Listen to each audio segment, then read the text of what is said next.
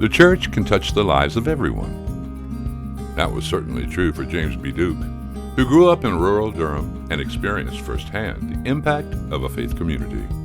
Mr. Duke once said that if he amounted to anything, he owed it to his father and the Methodist Church.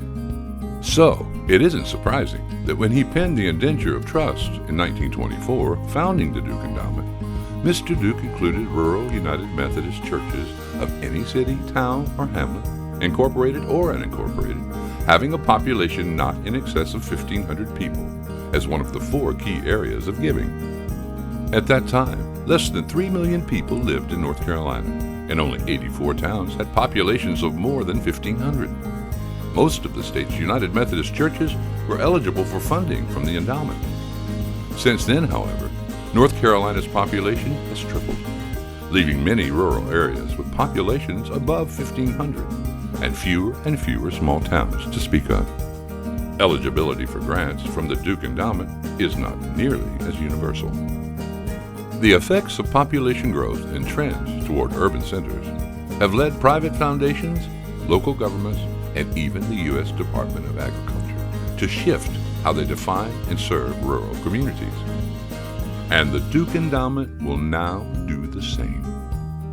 In February 2013, trustees of the Duke Endowment approved an expansion of the historic definition of rural, one that also includes rural-urban commuting area codes, or RUCA codes.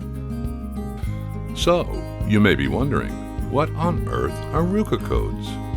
Well, they determine degrees of rurality. Try saying that 3 times fast.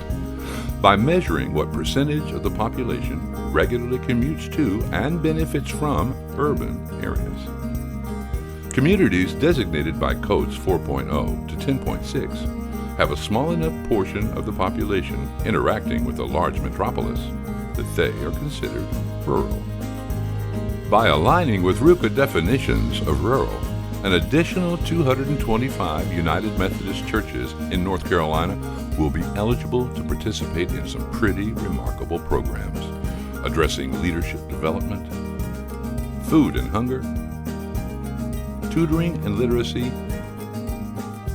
and affordable housing. We are excited about our continuing commitment to rural United Methodist churches and the communities they serve, and we look forward to expanding their impact and partnering to enrich spirits across North Carolina.